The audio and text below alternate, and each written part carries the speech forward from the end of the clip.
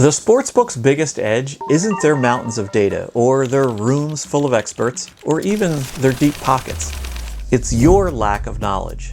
But you can learn the skills it takes to fight back. And today, I'm going to show you 5 of the essential tactics to level the playing field and start getting an edge over the sportsbooks. Hi, I'm Jack from Unabated, where we provide software tools and education to help people find and place sharper bets. Over the past 20+ years, I've taken millions from casinos and sportsbooks, largely based on these 5 key building blocks that I'm going to share with you today. Sports betting has a massive surface area, and as long as you're willing to put in the work, you can find new angles to get an edge every single day. And if you develop the skills to be successful at it, you can scale it to fit your life. Whether it's a hobby or a side hustle or a full-time job where you can work when and how you choose. But all of those paths start in the same place with a few fundamental skills you need to master. So let's start our countdown with the best way to build a bankroll. Everyone wants a bigger bankroll. But the size of the bankroll you start with plays a huge part in how big your bankroll can get. You see, a bigger bankroll allows you to generate more money with the same edges. It compounds faster, and it gives you more of a cushion to survive losing streaks. One of the easiest ways to build up your bankroll is to get the most out of your sign-up bonuses. Now, it's a one-time deal, so you need to get it right when you have the opportunity.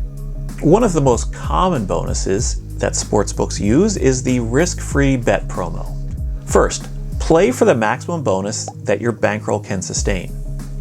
Second, take advantage of every risk-free bet that you have access to. And third, don't use risk-free bets on big favorites.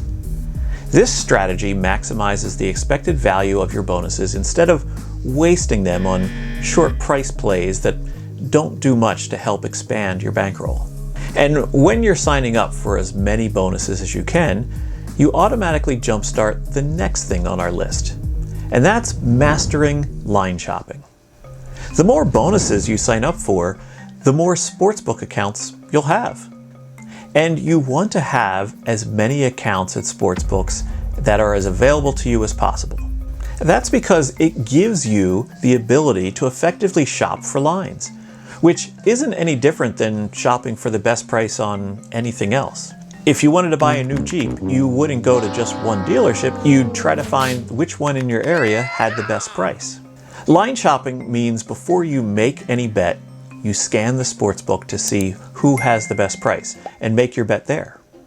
If you want to bet the Tigers, well, you should look at FanDuel, DraftKings, Caesars, BetMGM, Rivers, and all the other sportsbooks that you have access to.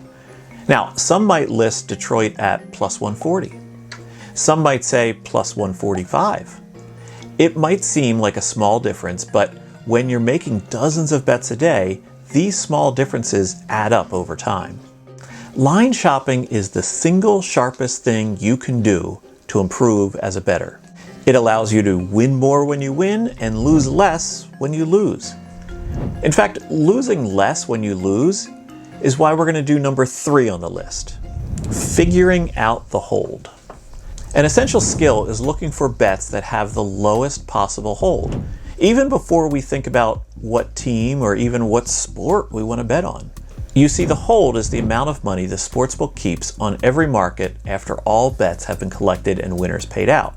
Now, for major markets like the NBA or an NFL spread, books can expect to keep around 4.5% of all the money bet on each game. To be a long-term winner, you have to overcome the hold in the markets you bet.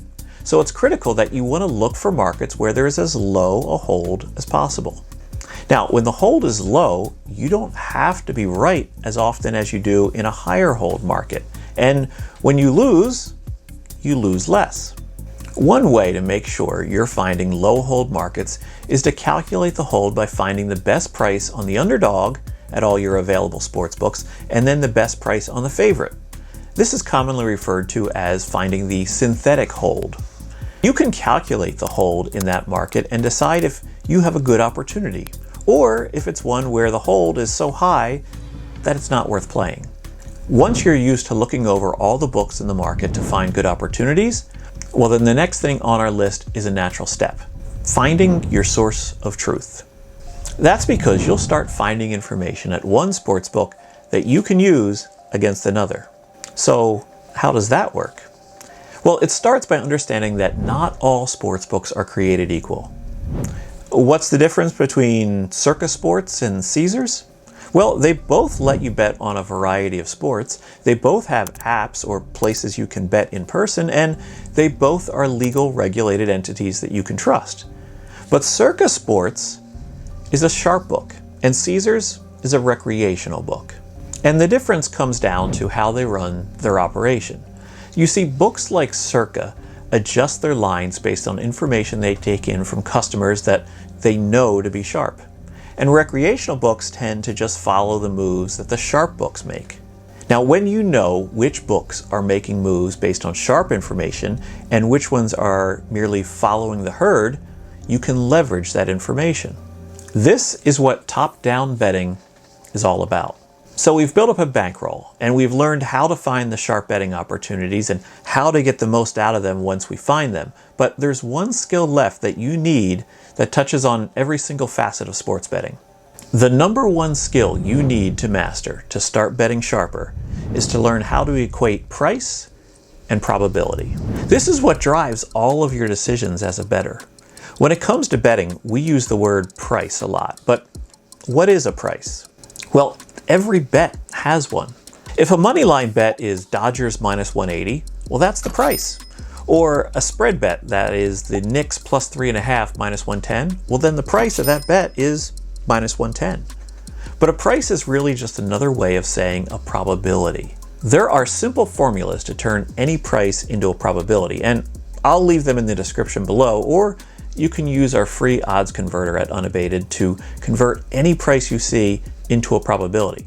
By translating prices to probabilities, you see exactly what it is you're betting. Dodgers minus 180 means that the sportsbook is saying they think there's around a 62% chance that LA wins the game once you account for the sportsbook's vig. They'll sell you that 62% chance to win $100 for the price of $180. If you have a good reason to think that the Dodgers have a 70% chance to win the game, it's a fantastic bet. That price should be closer to minus 230. You'd be buying the bet for much less than it's worth. Learning to think in terms of probability is how you go from a casual bettor with no shot at winning in the long term to a skilled sports bettor who can quantify their opinion. Successful sports betting is about quantifying those probabilities better than the sports books. Now that you have these 5 skills under your belt, you can put them to use when you take on the 5 best bets at a sports book.